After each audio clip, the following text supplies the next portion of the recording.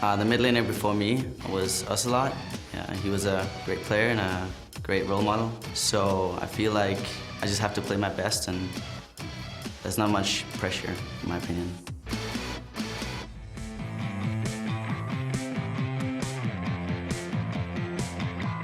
Welcome back to the 2014 Spring Promotion Tournament. We're just moments away from Game 2 between the Super Hot Crew and SK Gaming. But first, I'm very happy to be joined by the Ninjas in Pajamas manager and coach, deficio. Welcome. Thank you for talking to us. How has it been here with the team coming here to the brand new studio, the adjustment? It's been pretty cool. It's actually fun also to have a different role on the team where I'm more taking care of everyone and making sure everything is all right. And also showing them a little bit around in the studio and telling them how to behave and everything. Do you miss being a player, or is this a role that you think, yeah, I could do this for a while? I like this role, but I also miss playing. I will admit that. Well, I can see that. Now, of course, you guys came here, and you're going to have to play KMT tomorrow. Now, just a while ago, you were playing at IEM Cologne. You lost to the Copenhagen Wolves there. What does that do to you, knowing that 2 weeks later, you're going to have to give your best performance to date? Losing to Copenhagen Wolves was probably the best thing that could happen for us as a team, because it was like a wake-up call. We realized we really had to work hard for this, and it was not just, free win in the relegation. So we instantly went home. We made like a schedule, get up in the morning at 11, play 10, 12 hours every day, discuss, watch replays, prepare for this, and we've been doing this for 2 weeks now. So losing there and gave us the motivation and like the wake-up call to really prepare for this, so now we feel ready. So you guys were maybe not 100% then, but still, Copenhagen Wolves very strong. They qualified here. How do you think they are going to do in the LCS? I think Copenhagen Wolves is going to be top 5 team, probably. I can't really put them like top 3 right now. We've seen Fnatic and Gambit and Alliance also doing really well, so it's hard for me to just put them up there. But they're definitely going to be a strong team. They're very stable. They do very few mistakes, which means that they're hard to play against. If they get ahead early game, they will just snowball the game and they will win. So I see them do pretty well, but also see the European LCS being very close. Yeah, absolutely. Now, you guys, of course, have to re-qualify for that. You have to win versus KMT. Why the choice for KMT and not versus Super Hot Crew as we see them here? It was a pretty hard decision because we think both teams are almost equal. But we looked at KMT and we looked at their individual players, and we kind of decided that we felt the top laner and the bot laner on KMT was slightly worse than Super Hot Crews, which meant that we would have an easier time using our very strong bot lane and also our very strong top laner and simply take control of the map like that. Nukedog will hold his own in mid lane against everyone, so we weren't scared about that. So we simply felt that by giving Solar Zero and our bot lane a slightly easier matchup, then we had a better chance of the qualifying. You, of course, also avoided Mimer, and that's someone you know very well. And as we were watching this first game, you said, I knew that all of these games were going to be incredibly close, as was Game 1. What do you think was the deciding factor in that? I felt that Super Hot Crew had a slightly better teamfight combo. They had simply just better champs for the late game teamfights, and Zed in the late game as he is right now is not able to kill anyone pretty much because it's a tank meta. You cannot kill the top laner, you cannot kill the jungler, and at the same time when Ezreal gets a Guardian Angel and Orianna as Hourglass, he can't even kill the squishies. So I simply felt that the Orianna pick versus the Zed pick made the big, what's it called, like game breaker. All right, well, thank you very much for your insights here on that matchup. And with that, let's send it over to Riv and Quickshot at the desk for our next game. Thank you very much, Shox. And she is right. It's time for Game 2 in this best-of-5 promotion tournament series between Super Hot Crew and SK Gaming. And up 1 game to none, the challengers are looking to take a commanding lead with another win. Yeah, Moops had game-changing ults with that Orianna. There weren't many of them, but the few that did hit really turned fights in their favor. And as the game went on, they were able to convert those into objectives. Jez's, who did replace Ocelot, had a lot of pressure. And we've seen games where he's done incredibly well. His Ziggs in particular comes to mind. And we've seen games where he hasn't done very well. His Gragas at the DreamHack final comes to mind. And in this match, he had a 0.71 KDA, 3, 7, and 2 as his stats. And I really like the point that deficio made there, explaining why Zed is weaker in the late game. With all the additional gold in the tank meta, all of the assassins are made weaker thanks to the abundance of tanky items. And then finally, just really want to correct myself there. Impaler is still on Dignitas. He's playing Dignitas UK, but he's playing for SHC until Cowl, their normal jungler, turns 17. Always seems like Europe and age, and always happen to wait, and somebody, no. It's because we've got so many stars in the line. Ooh, we'll have to see tomorrow. Absolutely. But coming into the next champions, like you actually just said, Ziggs. We didn't even see him last time. No, completely made it through. Not picked, not banned. I feel like that is potentially an oversight, but I also don't think Ziggs would have suited That's true. facing It off would have against changed the the game. Shyvana, the Orianna, the Vi. I don't think that was the right decision. Hey, We'll man, the see. rubber ducky is strong. We'll see what they decide. This time around, SHC, blue side, they have first pick, first ban. No, Kassadin ban? You mean every game so far? So, Pekka made a prediction with me earlier. We were talking about Okay. Kassadin ban, and he says he reckons What was it? Kassadin will be banned 70% That's what it of was, the yep. games. So we'll see if it works out, because at the minute, It's I think we're every- approaching 100%. Yeah, it's 100% right now. Nidalee going out. Mundo's found himself on there, I think, played 2 games now with that game and the first game of the promo between MIM. Yep, that's right. So let's A see lot what of they can do. popularity. Kuban was throwing that out there. Vayne going down, so Candy Panda saying, you know, Vayne may not be on the top of everybody's cream of the crop list right now, but when I want to win. Lucian is available, though. And I think if Super Hot Crew do not take Lucian this time round, I do feel like SK Gaming may decide to lock that one in. It is something that we have seen them do in the past. With the Elise being banned out as well, Renekton is available, which would also be another contested pick. I believe that, you know, it's Freddy's one of his mains, and it is still a very, very strong pick for up in that top lane. Morgana is also still open. Mimer with the first pick coming into this game had a quadra kill on Shyvana last game. Almost getting the penta, but taken down, coming in very strong by Freddy 122. So we see, as you said, Renekton being the first one. Maybe a Lucian Annie might be a consideration here. Sven Skaren in the jungle, he likes to run Olaf, Lee Sin, and Eve as the other sort of junglers. So those would be the picks that I think both of these teams are going to be considering, are going to be prioritizing in this matchup. And it's something they have played a lot. If Olaf and Eve get locked in, that means Freddy's probably going to take tanky top lane Olaf. He likes to play those tanks. He likes to play the high hit point champions. Trying to get the beef in. Senskaren definitely played quite a good Eve last game. He was getting the initiations in, but we heard, as you said, from deficio, the follow-up wasn't there in the late game. Yeah. So they may try that once again. Or switch. He does quickly lock in the Lee Sin, who has actually been seeing quite a bit of bans. It's one of Sven Skaren's mains. Like, Sven Skaren has been playing Lee Sin for the longest period of time. And for quite a long period of time, there's many who've considered his Lee in particular to be one of the best in Europe. So we'll see if he can make it count, because there's a lot of power picks that are going over. With the Lucian being denied, we may see another Sivir, maybe Sivir Annie, Sivir Karma, maybe, if SK feel that it wasn't the champion picks, it was the way they played it. And that's probably what I'd like to see. Siffer Tarek is being hovered over right now, and it looks like that is what Nif will want. He's been playing a lot of anti-Tarek, trying to come in here with stun, aggressive champions and Nif play style. We'll see if it works out for them this game. The bottom lane was a big area of attention in that last game for SK, so we'll see if they continue. You know what I do like about this? You've got 3 physical damage threats over on the other side. Renekton, Vi, and Lucian. And what's the best way to counter physical damage threats? Armor. And who's going to have the most abundant armor supply on the planet? It's going to be Tarek. So I really like the pick in here. The longer that this game goes on, the more armor Nif will be able to build up. And thanks to, you know, the rework kit, the aura it's going to give off. I like that that's going to play into SK's hands. And I actually think that is a very key component to these team fights. And they do grab the possible Sona for Migza on the other side. He's been playing, or at least played that Karma. Let's see, Nif. Yeah, so he's going to take on to Sona. That's still very much so kill potential. Tarek Sivir used to be a lane of Taster's choice back in the day. You hit one boomerang blade, it's over. It doesn't work quite that way right now. You can still take a few, but that is aggression, and you're probably not going to kill them. And it did go that way in the laning phase of that previous match. You know, Candy Panda and Nif, with the help of Sven Skaren, really put a lot of pressure onto Hadel and Mixer. And Hadel and Mixer struggled to deal with it. They didn't necessarily have the counter ganks because Vi's early ganks are not very powerful. The Gragas pick is going to be hit or miss, as is any champion that throws out a skill shot with a time delay. See what you did there. And I think that I'm hoping that Jez has practiced this. It is one of his most played champions. Ziggs, Gragas, and Orianna are his 3 most played champions. But he's decided in this matchup, the displacement power against the sort of all-in comp is more valuable than the long-range boom. Takes a champion, anything with my Q can go anywhere. That's it. Just keeps it fresh. So we are coming into game 2. Like you said, SK does have a few members, and not namely, that can kind of tilt off and maybe go in their own direction. And you may see that in the fights. We'll have to see. This is just a prediction coming out.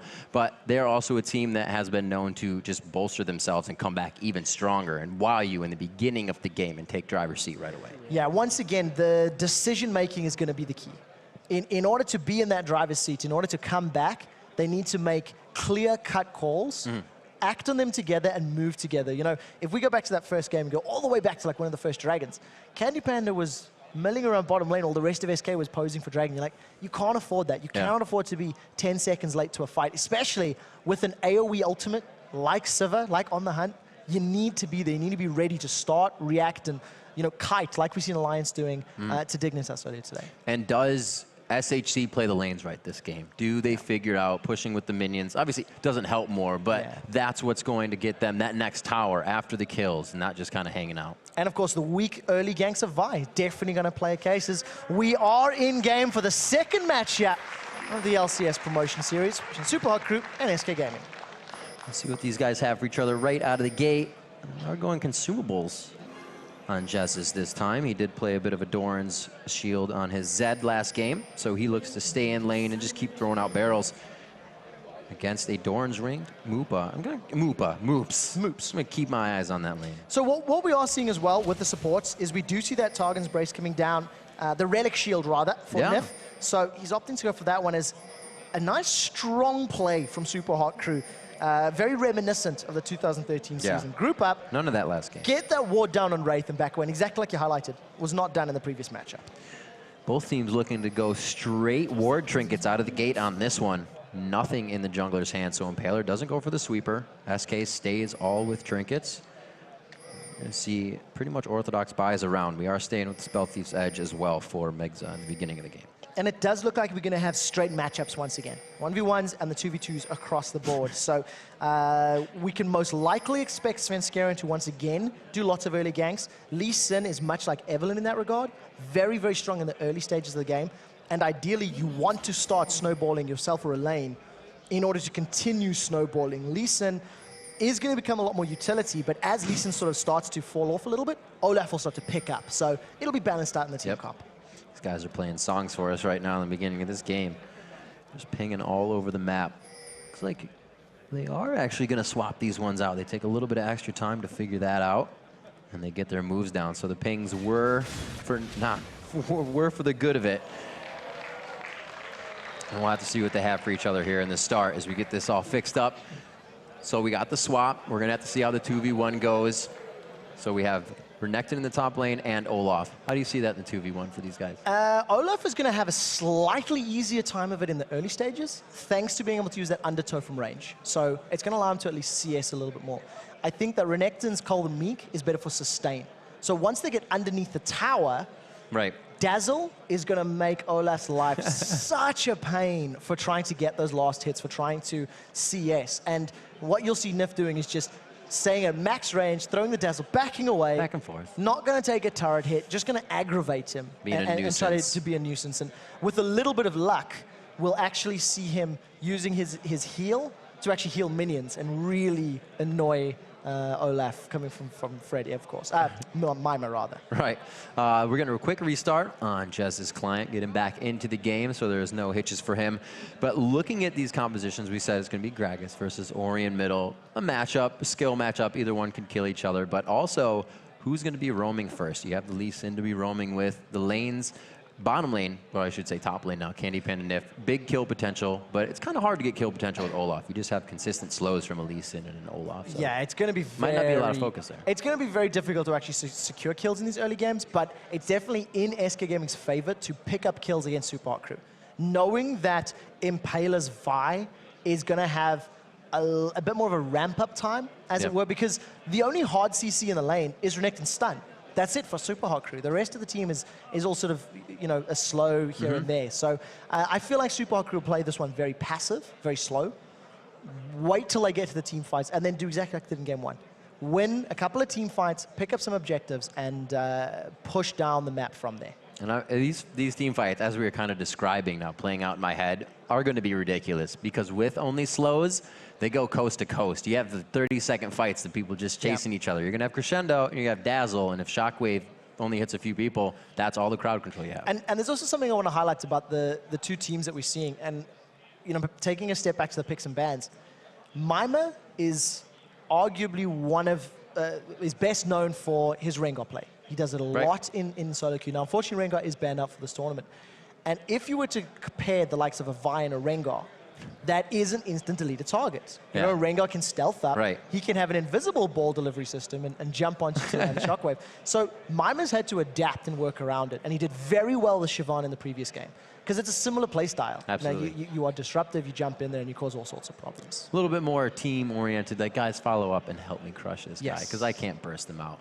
We'll have to see what they do. Still trying to get Jez's client fixed here, seeing if everything works out correctly. But once they get back into the game, what's their focus? If the 2v1 lane is there, if there isn't much kill potential, do they just farm up and get past that U-curve safely? For Super Hot Crew, yes. I think for Super Hot Crew, I definitely like the way the champions will scale. I like the options that they have. They've got good engage, they've got good disengage if they want to use it that way. I feel the onus is going to be on SK to create opportunities in the laning phase because the composition lends towards it.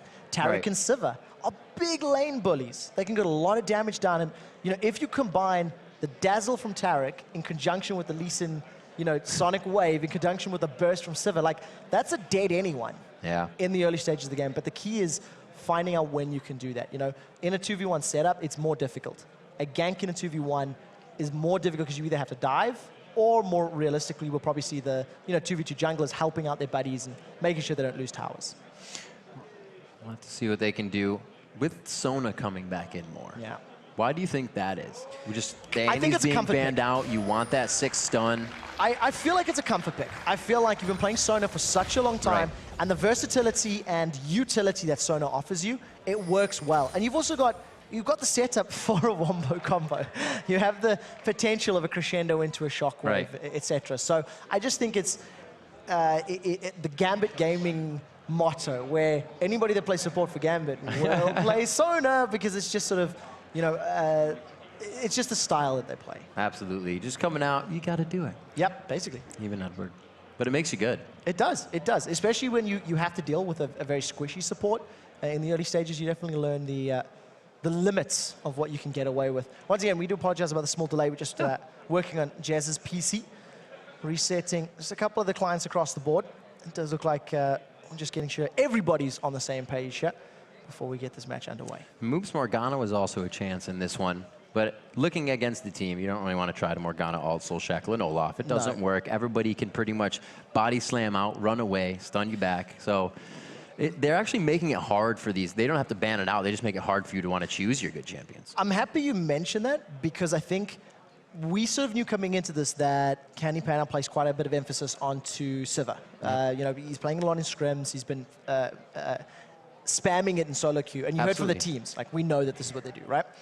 If you pick a Morgana into a Sivir, you pop down Soul Shackles, she pops on the hunt, everyone runs away, and Soul Shackles exists. So I think if a Morgana pick were to come out in this series, there'd have to be a different AD carry, and I think Moops and Super Hot Crew would need to know a little bit more information. They would probably have to have a Crescendo in there as well, maybe a jungler with a bit more CC as well. Lucian, Sona, we haven't really talked too much about Lucian. We've talked about him that he's being used, but just why? He's incredibly powerful right now, and partially because of just how much of a lane bully he is. And it does look like we are going back in, and we are loading up. And one of the strengths of Lucian, he's got great scaling on his abilities, and the amount of pressure you can apply in the laning phase, thanks to that light sling and just the double shot from his passive, is very, very powerful there. The piercing light, that's the one. And it just allows you to really hit hard. In a 2v1, it's less apparent though, because you can't bully out your opponents. You can't deal damage to squishy supports. As Mixon and Impaler with a very strong move here against Svenskeren. Speaking about bullying out your opponent, Svenskeren not able to get the blue buff on the way around, and that leaves him sitting at 2. Impaler, 3 out of the jungle. Very good decision there from Super Hot Crew, and this is part of the reason I like this Super Hot Crew composition. Impaler has been very active during the We Play group stages, qualifying for this event, and in a lot of the games I've seen them play, just because he's not afraid to roam, he's not afraid to invade. just sitting in the face of Mimer, taking some shots on his turret. So HSC, you can see them kind of playing out on blue side what they had intended on the switch. They leave their AD carry bottom. I don't know if that was intended, but I think it happened a lot because that other bottom had switched top. So very well played there. Impaler going to get himself a little bit ahead, but it's so early still. We'll have to see if they make use of it. Yeah, that's the key. What does Impaler do with this? With the additional buff, he's actually going to hit level 6 earlier, and that's very, very important for Super Hot Crew. It's going to allow them to make ganks with that Assault and Battery, and if you combine Assault and Battery plus the Renekton or the Orianna ultimate, it's going to be very, very strong at securing kills. Mimer does get out thanks to that Dazzle, and Nif just gets away. See what they do. The Spell Thief's Edge, as we said before, still on the support. I believe our first Targons we see coming in here on Nif, so. Yeah, I think it's actually the first one of the weekend. Yeah. First one of the weekend. What we see from OGN, that the Relic Shield does get upgraded to Targon. They spam some gold as much as possible up until about the 16, 17, 18-minute mark. And then basically once they've generated a bunch of gold back, they actually sell it in favor of the coin. That's the trend that we've been seeing over from OGN, and we'll have to see if Nif is going to mimic it. Right now, Impaler is setting himself up in this top lane, maybe anticipating a dive, as Nif and Candy Panda are just trying to get a lot of damage on this tower. Going to be a good soak-up of experience here. Ooh, Dazzle on the outside. That didn't work out. That didn't work out too well. Impaler should be able to return to the jungle after soaking up this experience, but he's trying to keep himself in here. That will help from that camp that he missed. They do share it, but he can't be afford to not to be in lane. There's too much pressure going all over. Yeah, a lot of tower damage going down in the top lane. Candy Panda and Nif not really gesturing as though they were going to go for any form of dive. It looked like Nif actually wanted to auto-attack the tower. And as we highlighted during those brief pauses, that the junglers were most likely going to go for this defense position. They really want to try to hold on to their outer ring of towers as long as is possible. And you got to consider how much less of a threat a level 4 Lee Sin coming in without a red buff is. Pretty much getting away, stand behind the minions, nothing's going to slow you down. So he is kind of just forced to stay in his jungler, soak up experience right now with Freddy. Yeah, and losing that blue buff for Svenskeren was massive early on. That really slowed down his clear speed. Not having the cooldown reduction on an energy-based champion, having the mana regions that can be a problem, but the cooldown reduction is just going to allow him to clear those waves out much faster and make sure he can carry on pushing. He is looking like he's going to push it towards this bottom lane again. And if you combine the undertow axes plus the execute damage of Lee Sin, there is kill potential, but I think they both want to hit 6 first. That's the key. Migs and Haydale know they can be a bit more aggressive with that Sona sustain. They're keeping themselves just about half mana for any tricky engages, but still keeping the pressure on. Even gold across the board here, as both of them are trying to, or both ADCs on the sides are trying to keep that 75% push mark, so they're not in too much danger. Yeah, Haydale's got a lot of damage down onto this tower, and that's what we were talking about. The slow is going to come in, but simply can't trade thanks to that massive burst of damage. Just from the piercing line and the auto attacks, that shredded Svenskeren's HP. Good to go for a little bit longer. Impaler picking up a pink ward just under 7 minutes here. It seems like they want to grab an area for safety, or maybe start to make some moves, because this top turret taking some big damage and not much Mimer can do. Now that's actually evening it out. SK were behind in the damage front because Haydale was, I mean, they're going to secure this tower on this next wave. So there's a lot of onus now on Candy Panda and Nif to try to get this tower down in the next wave or two to even up the gold. If Super Hot Crew can move top to defend their tower, that's going to be a great advantage for them. You got to see that Haydale also doing a lot better in the beginning of this game. He was down in CS from trying to poke so much last game, but is really focused on what they need to do. But it is the 2v1, which even makes you want to poke more sometimes. But it's great to see, though, in a 2v1, he's still keeping up in CS, and they've actually won the 2v1 matchup because they've secured the first tower of the game. So very good win here for Super Hot Crew. SK Gaming decided to back off the top lane. You can see Candy Panda and Nif have recalled. BF Sword secured there for Candy Panda's Siva. And it looks like they're just going to move down to the bottom lane. So they've basically foregone that top lane tower and said, look, we can't take it or we don't want to take it, so we're going to move bottom. Freddy taking the long way around to the top side. It looks like he will finally get there to meet a wave at the turret, so that's going to work out nicely for him. They will try to grab, well, they already have control, but Nif wants a little bit more. If they start to ward up onto the dragon, and now with the AD carry support bottom, they might be able to work something out. That could be the reasoning for the switch.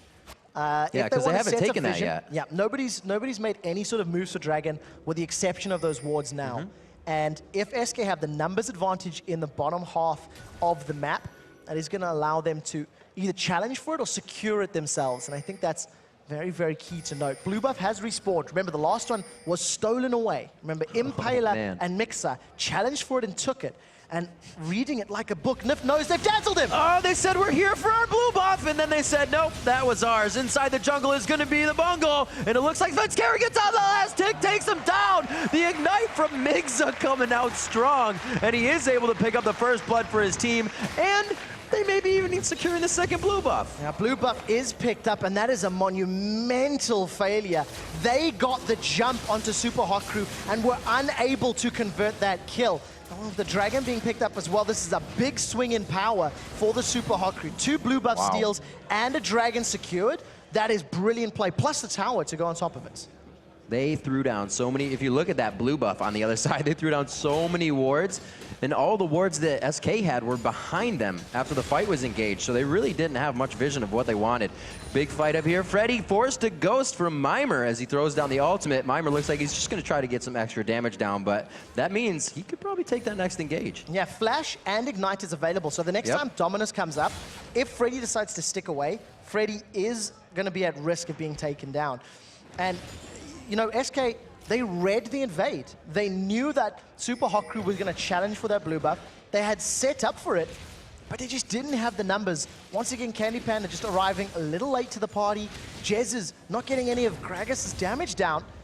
It just didn't work out for them. Freddy's going to be a bit brave here. He's triple Doran's here. Double Doran's blade, single Doran's shield against a Giant's belt and 2 Doran's items. So he's a little bit mismatched as far as the HP is concerned. A lot of these Lucians throwing in that Ruby Crystal as they go along their build for the Bloodthirster into that Trinity Force, keeping himself tanky, and you can see winning the shots versus Candy Panda. That's not giving them too much trouble, but they did push, so they can finally back in that bottom lane. We'll see what they pick up. It's only going to be sustained for Candy, so still that lane seems like it's going to be quite slow between them. Sustain on both sides, poke on both sides. Yeah, it comes down to, I think, jungler assistance in this case. You know, Haydel and Mixer actually have potential of killing Candy Panda if they combine the Crescendo with the culling and get every shot to land. But right now, I think Impaler and Mimer, they want to set up a dive here. Assault and Battery is available. That's a double buff Impaler. The question is, are they going to go for not enough minions? So, starting to back this one out. Freddy says, get out of here. That was a little weird. Walked right up, basically said, hey guys, what's up? And now they've backed away. Maybe this wave. Nobody's come up to help him yet. So he has his ultimate. He's got to call that out, but his ghost is down. He blew his ghost last time because the ultimate wouldn't have saved him. But here, he knows he needs to hightail it out of there. Yeah, Freddy is going to at least get away a little bit safer this time round, but slightly awkward posturing from Mimer and Paler. They want to just try zone him out. He's losing minions, he's losing experience, he's losing gold, so it is still wins for them overall. And you can see that Candy Panda, and if they're just dealing with the minion wave pushing up towards them, they're not trying to shove the tower down. It actually feels like SK is trying to stall a little bit, buying some time to farm up and power up a little bit. Do you feel that it's been a mistake that the top turret was left alone after they lost theirs? Do you think that should have been equally traded to keep these lanes flowing? It ended up being that way because hindsight is 2020. But the decision for that, you see Nif going down bottom, he sets up wards around Dragon. Right. They knew blue buff was respawning, and they knew Super Crew was going to challenge for blue. That's true. But then they executed very poorly. You know, so the decision-making was good. It was there. The execution was poor, and that's why they lost blue buff and lost Dragon. Good point. And didn't get the tower at the same time. So, you know, it's only because we can break it down knowing how it planned out. But I think it's good that SK are thinking that far ahead. Absolutely. It does show forethought that they were not necessarily doing in game one. So the numbers also spell that out here, 18,000 to 15,500. We got 12.5 minutes in, and the first blood going over to Migza, so it's not too crazy. He was able to get the Sight Stone, which means they can get a little bit more coverage on the map. We'll see if he brings out his sweeper soon. Yeah, I guess once they start moving around the map, that's the key. You know, once they decide to start pushing into their opponent's jungles, it's about 13 minutes, so unless my math is terrible, in the next sort of minute and a half to 2 minutes, I think, is when the Dragon's going to be respawning. And that's most likely where we're going to see our next fight. Both of the teams are going to be aware of it, know roughly the time frame. And I think SK has to challenge. I don't think SK can afford to give up or give away any more of that global gold. Good wards in the bottom lane are keeping Candy Panda safe, but they see Migza going around. Will they try to do anything with this? I don't think so, because it looks like Sven Skaren is taking his wolves, or wraiths at the moment. Yeah, Sven Skaren feeling the pinch. Double Ruby Crystal in his items at the moment, you know. Over on the other side, Impaler's got that Spirit of the Ancient Golem completed, and it's only being met by a Spirit Stone. So Sven, he is up on CS, but he wants the instant power of those double Ruby Crystals as opposed to investing it into, you know, upgrades along the line. So that is quite interesting. It's a little different. It's a little different, but I think it's because he's anticipating a fight, and he just wants that right now. Impaler may be the one to pull the trigger. He's ready to punch. Up, and ask he decides questions to go later. Away. 3K or 2.5K still sits between these two teams. Impaler looking for his third blue buff that's not really his, but SK says we are going to do everything in our power to stop this one from going to you guys. They have sent 4 now. Coming around the backside is going to be both Moops and Jezus. Yeah, Jezus is being zoned up. On the hunt comes out. That's Fence going over the wall. They've caught Moops. Moops is just on the outside. He throws it, but they flash over the shockwave, knock him down. Jezus picks up a nice kill there, and it's going to be 3 on the assist. That's a great decision from SK, realizing they can forego the blue buff to pick up a kill and the mid turret.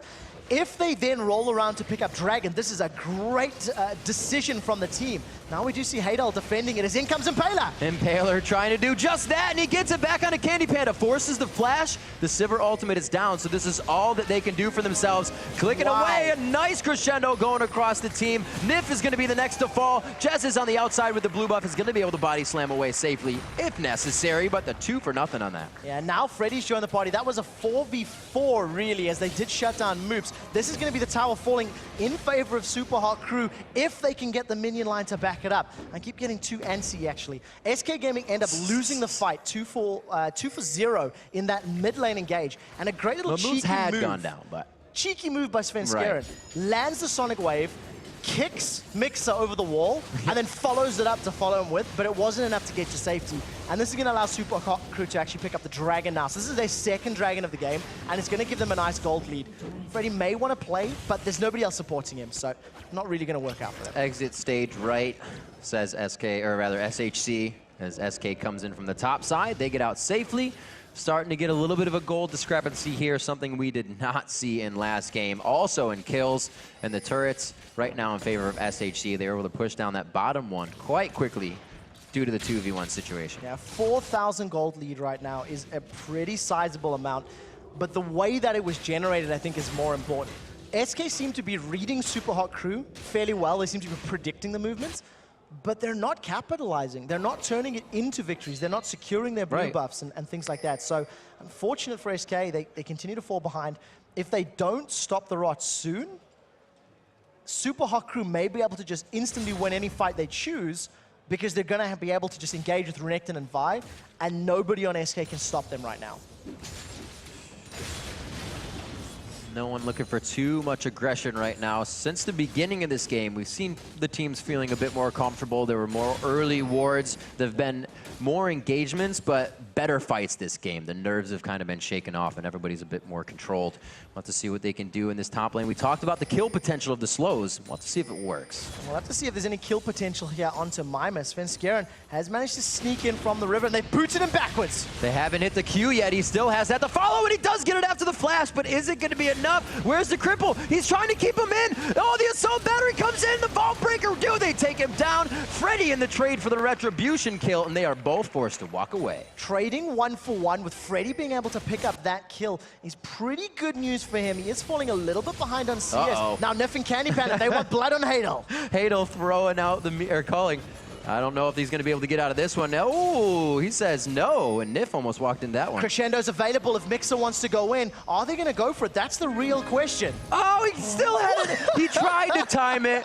To his credit, he tried to time it, but it does last quite a bit, and he gave his best effort. Great spell shield there from Candy Pandas. We do see Impaler really bullying Sven Skaren around. We do see the sort of matching items as far as the defensive stats is concerned. One additional cloth armor, but it's not a massive amount of armor to rave about. Now, Super Hot Crew continue to extend this lead. It's now 5,000 gold lead. They've got 4 kills to 2. There's still a tower up. Yeah. And I think they're playing this very well. They're playing it patiently, and they're not overcommitting, which I think is what SK's mistakes have been in defense of their buffs. Yep. It's a good way to put it. coming up on 20 minutes into this game. Kind of see everybody at their lull in power, but at their most to try to get something out of the game. Everybody's trying to finish that last core items. Both Moops and Jezzes have gone for the Athene's Unholy Grail, just favoring that cooldown and magic resistance, because that lane, like I said, it's the kill lane for those two. It's just a skill matchup. Now, I'm happy you actually talked about them, because I don't think we've seen much of them at all, really. Yeah. Moops and Jezzes have just been farming their way up, and it's pretty apparent that Moops is winning the farm battle, thanks to having 40 CS more than Jezzes at this point. Just a few. I mean, that's basically 2 kills worth of gold. Yeah, it's true. And it's already showing. Athene's completed plus the Blasting Wand.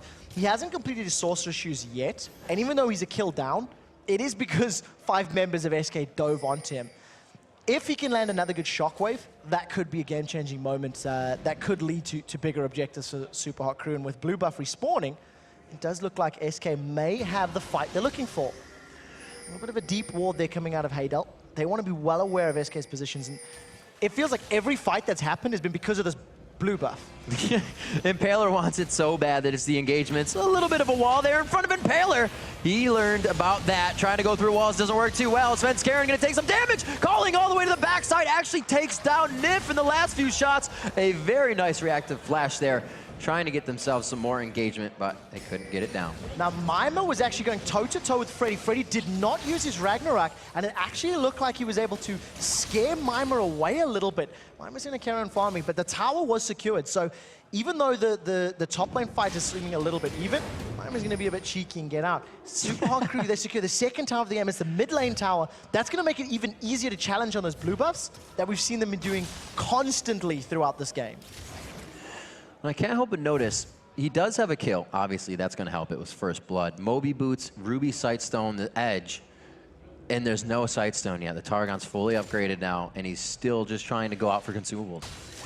It's a bit of a risky play from Nif, but on the same token, he's not had any money to work with. There's no global gold coming in. He's got 1 assist to his name. That's true. They haven't taken down the turrets. No dragons, no turrets. So there's nothing else supplementing his gold. The Targon's Brace has currently generated about 550 gold. So he's working his way up to breaking even. Over on the other side, the Frostfang, which is, of course, upgrading from the Spell Thief's Edge, is sitting close to 640 gold. So, you know, it actually looks like the poking item is working out in favor of Mix's Sona.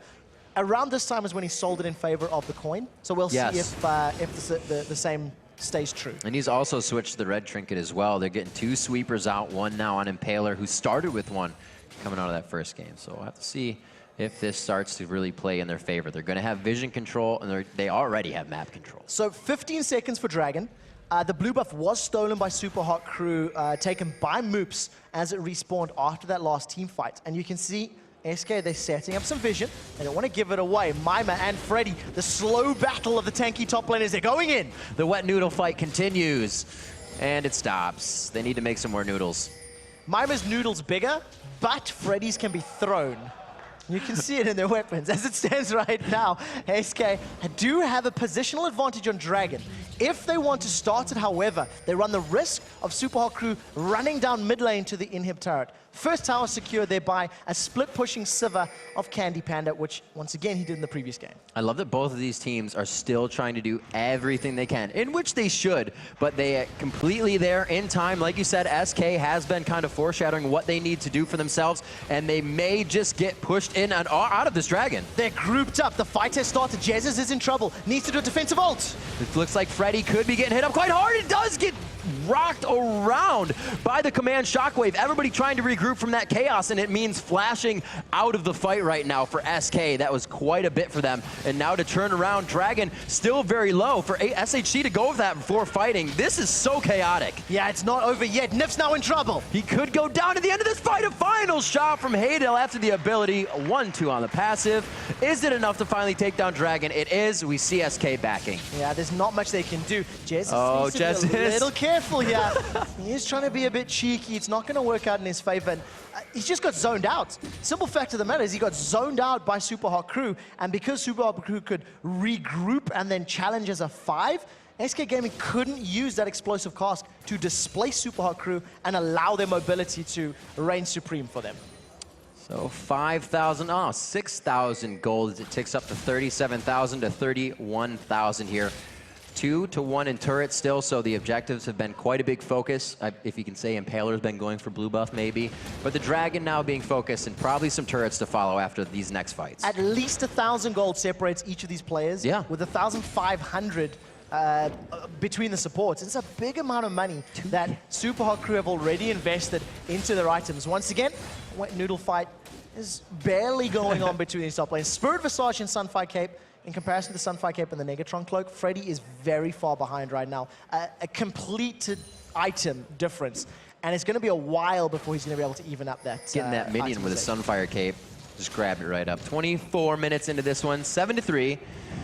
It's going to be now another grand. It's like these guys have an investment account or something. It just goes up a grand while they walk around.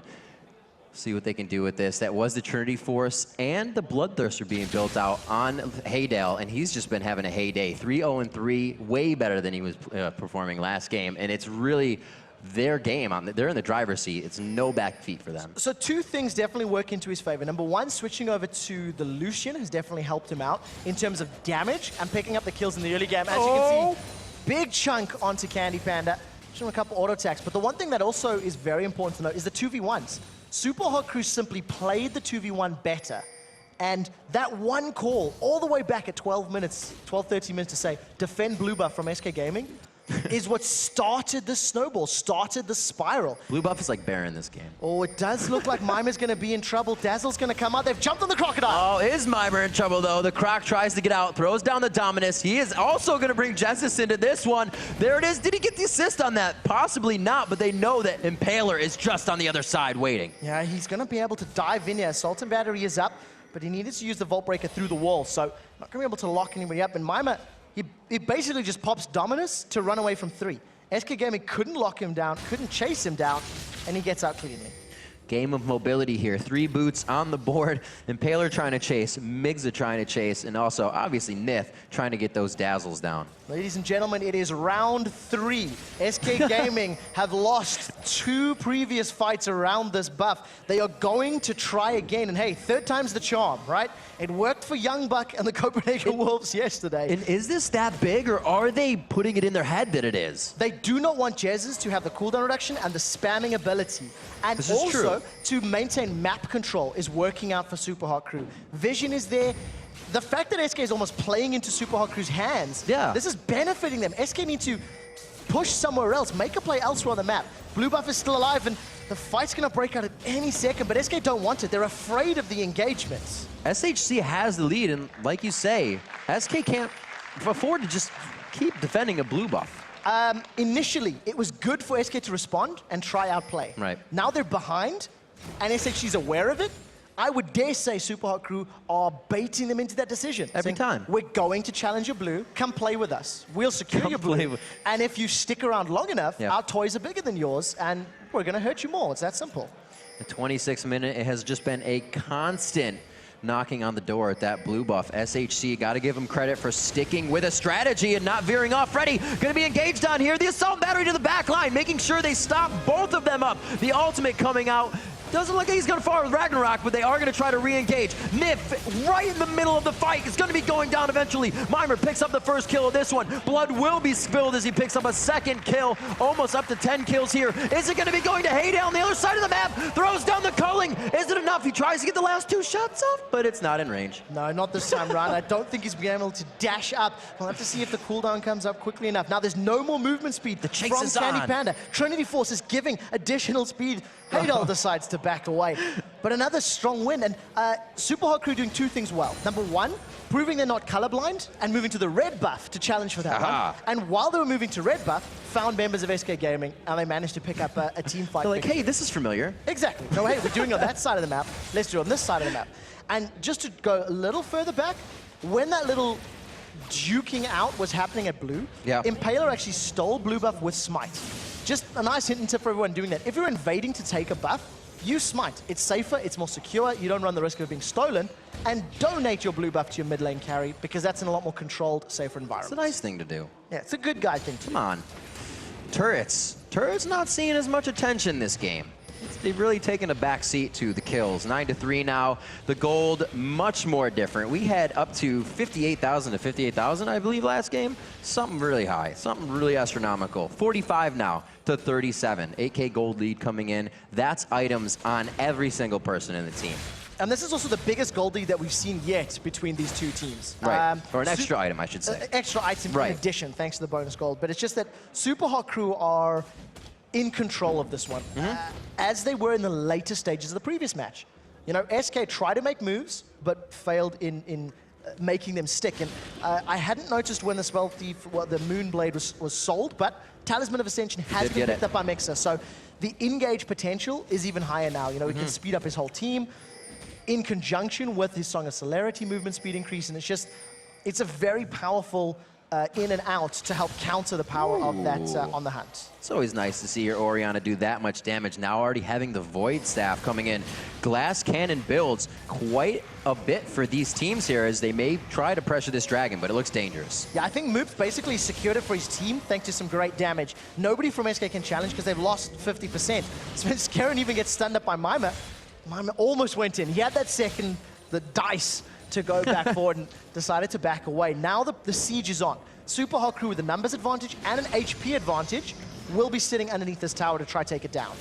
And as they look to pressure this one, nice shots. Haydale getting himself out safely. It really seems that we can almost consider SHC to be a team that loves to play off their momentum because they have not seemed to calm down since the win of last game. Yeah, that's true. They continue improving on their previous plays, improving on the last moments. You can see that the vision is also being stepped up in this matchup. There's a couple more wards in and around the entries and exits to the SK Gaming jungle, which was anticipation of the dragon fight. And they had positions on it. The barrel comes up from Jez's. It's not enough. It was a good barrel to get in there to stop some damage. No follow-up, as you said, though. Could have been had. Good damage on the turret. Haydale getting in for great shots on that. Eventually going to fall, and this means right now SHC has to realize they could start putting themselves in the position they got put in. So they need to end it if this starts to happen. The one thing that they are doing right, they're sieging. They're forcing a split push. They're leaving Mima in the top lane. And as you mentioned, SK didn't do this in the previous game. They didn't group up and siege as a team because things were so even. Yeah, I think SK Gaming were afraid of it. You know, they were like, well, because we know we're not ahead, we don't want to put ourselves at risk. And it ended up costing them. In this game, Super Crew know that they've got the advantage and they're playing to it. I also want to just touch on the 0-1-5 of Moops' Orianna. He's getting a lot of extra gold thanks to the support's assist scaling goal that we've been talking about in 3.14. He is also at 308. We saw just his plays in general. If he's not on the map to be alive for the fights, he's stopping the dragons. He's doing the right things beforehand, and he's kind of seeing that SK is trying to do it even more beforehand, if you will. Taking a bit of damage there, nicely shielded. Is he gonna get it? I think he might get one of his. Doesn't look like anyone's around. It doesn't look like it's around. This may be the second blue buff of the game. I think you're right that Jez is going to be securing. He does manage to pick one up, and a round of applause here for the blue buff. And you know what? I think that's Super Hot Crew just pushing elsewhere. You know, they sieged up the mid lane. You had Mima up in the top lane, and they weren't necessarily prepared to challenge that blue. And they've got enough of a lead. It's over 10,000 gold now. The question is, how do they push SK into a fight? Because they've got very good tower dive potential. Renekton and Vi, plus Orianna shield. Although, as I say that, the dive's coming from SK. Oh, Shockwave onto 2. Looks like Jez has wanted out, but the rest of the team wanted in. He comes in back a little late. The cast did hit, but it didn't hit enough. Again, the follow-up isn't there. Yeah, but here comes Lucian as well as Mima. No. Dominance goes down. He's in 4 people. That is shredding HP right now. Here comes the rest of the team. They are coming out of the woodwork. How is he in the jungle? How is he coming down from the sky? They are being pushed down into the base, and it looks like they're grabbing inhibitor turrets off of this. A double kill coming in as Freddy comes back up. Another double kill. 1-1 for Mimer and Haydale. Massive fight for Super Hot Crew. This is going to allow them to pick up the inhibitor. And like you said, Super Hot Crew coming out of the woodwork. That was a 3-man defense in the tower. Mima and Haydale managing to join from the sides and just clean up. Here's going to be a replay, as we talked about. Now, the tower had already been pushed off. Look at Lucian coming in from a side angle. And Mima just wrecks. Dominus and Sunfire Cape is dealing damage to 2, 3, and 4 members for practically the entirety of that run up the mid lane. Wow. And it's just going to allow them to clean up. Mixer with a flash power chord right at the end. He really wanted to get in there and make sure his team secured those kills. Or is not enough. You got to do more. Got lane pushing going on pretty much everywhere it could happen right now. We had a bottom turret being dropped there by Haydale during the replay, bottom second tier turret. So they just grabbed all that potential gold that was sitting on the map, and it was big. Massive amount of gold gain. Now all the map pressure is sitting in Super Hot Crew's favor thanks to the minions. Previously, it was being afforded and earned by vision and by challenging on the buffs. Now they can allow the super minions to do a big portion of that job, and they can now start to challenge the Baron, or going for the last remaining inner turret in that top lane. More sweepers, even more sweepers coming out. Haydale picks himself one up, 34 minutes into this one, also picks himself up a red buff. They are very near 60,000 gold to 43. Looks like a forced Ragnarok here from Freddy, 1-2-2 at Mimer. Yeah, that's not going to hurt. Care. Not going to hurt at all. Mimer is just running through everything right now. 5-1-4, Randian's Omen, Sunfight, Giant's Belt, and Spirit Visage. There's a Randian's Omen missing in Freddy's arsenal. That is the difference between these two lanes right now, with the exception of a Giant's Belt. I mean, Mimer's got another Giant's Belt on top of it. If you look at the junglers, the Locket of the Iron Solari sitting in there, you've got the makings of a Randian's Omen, a big, big difference between these two teams. And it's just, it's very difficult to see how SK can come back, with the exception of monumental throws, and this isn't going to help. That was big right there. Mimer actually can't get through the wall. He did slice through the wall, so he's going to be forced to walk up to this one. And you can see SK doesn't want any of it. Everything is used to disengage. Well, Haydale is just off, having a heyday. Yeah, we see Candy Panda again with this sort of armor shred build, if you can call it that, as now the wet noodle fight is going to incorporate some additional help. Freddy's been stunned. Looks like they bring the full dinner to this one. Freddy, oh, there's the disengage, but is it enough? They want right back into the fight. They continue to go. It's going to be the slice. He still has the dice, possibly the follow, and he does.